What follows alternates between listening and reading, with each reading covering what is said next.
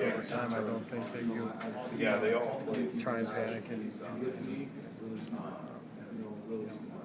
fill just anybody.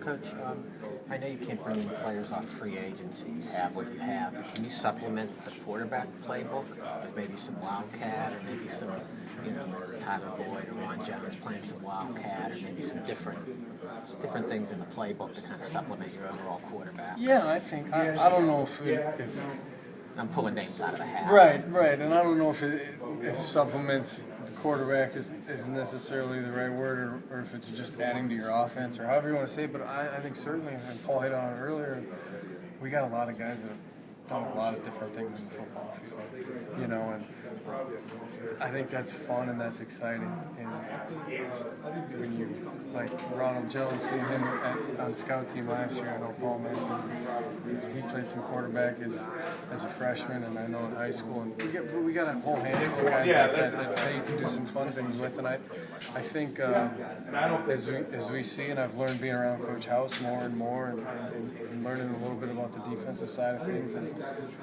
the more wrinkles you can throw and stuff like that can give defenses headaches. So I think all that can be explored. Absolutely. Brooks, I apologize if this has been asked before, but what sort of steps do you guys, whether it be you individually as a staff, what sort of steps do you take when you're evaluating quarterbacks? In particular, maybe give us an example of Adam, how he came to sign with. I think the first thing is you find the film. You know what I mean? And certainly we go through a lot of film from all over the country, and so you got to pass the film evaluation good enough on tape, and then I think you reach out to the coach and you start building a background and trying to understand a little bit about the kid. I mean, is he good in school?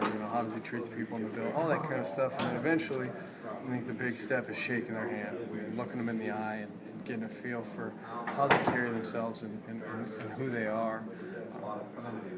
From there you keep getting to know them, developing a relationship, whether it be over the phone or social media and all the stuff that there is now. And then at some point you need to get a live evaluation of them throwing the football in the spring or something. Seems like when you consider a quarterback's starting record or whether he wins a state title or not, it seems like it's half and half. Like in Adam's case, he an impressive record, but not all guys do. I mean, is there one that's different from another, or one that you guys value more than the other? Or I think every situation is just different. You know what I mean? It's kind of like,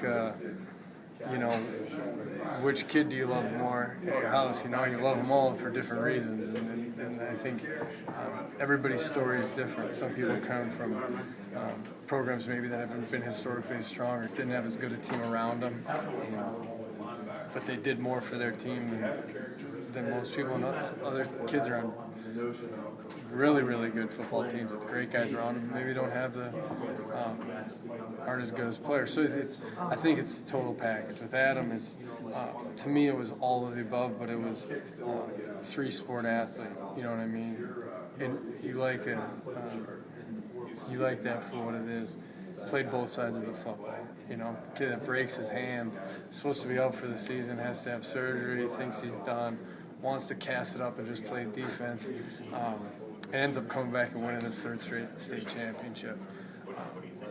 You just kind of piece all these things together and you figure out, who he is at the end of the day.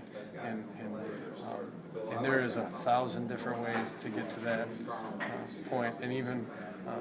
And they don't even all end up at the same point, not even talent-wise. Everybody's a little different. You look at Paul coached Derek Anderson at Oregon State, big pocket passer. Then you had Scotty Tolzien, who was kind of a coach on the field and had all the mental and enjoyed the study, and it was just like a computer on the football field. And then you throw Russell Wilson at all three different spectrum. But I think that's Paul's strength as a coach is, what does this guy do well? How can we help him be successful? How can he help move the ball down the field and score touchdowns, which is, whatever stats or percentages or all the stuff that gets thrown out there now. And this is what I tell Chad, because, if you look at us, Chad's quite a bit different than Tommy, just from skill set and type of strengths and weaknesses, the type of player he is. And it really doesn't matter how you get the ball down the field. What plays are called. It's just a matter of finding a way to keep moving the ball and get it in. Was there a part of Adam's personality where, when, like you said, when he broke his hand and he came back and they won a state title, that you were like, oh yeah, I could see that? You weren't surprised when because it seems like there's something you must have saw in his character that, you know. I think it's again, it starts with where he's from. It's a great place. It's Mariastein, Ohio. It's reminds me a little bit of North Dakota, to be honest with you. It's out there, and it's a very small town. And you start to appreciate, he's a kid that baled hay in the summer for his job.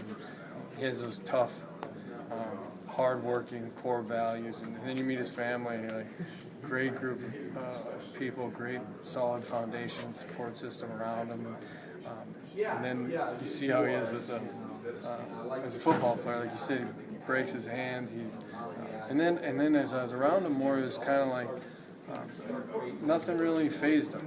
You know what I mean? He didn't get, as Coach Junko says, too high or too low. You know what I mean? But he kind of took everything in stride, and you just see the demeanor that he has, and you see him on the basketball court throwing elbows and diving for balls. You know what I mean? It's not. There is no exact. Boy, I really. Look for a guy that does this or doesn't do that. Somebody told me that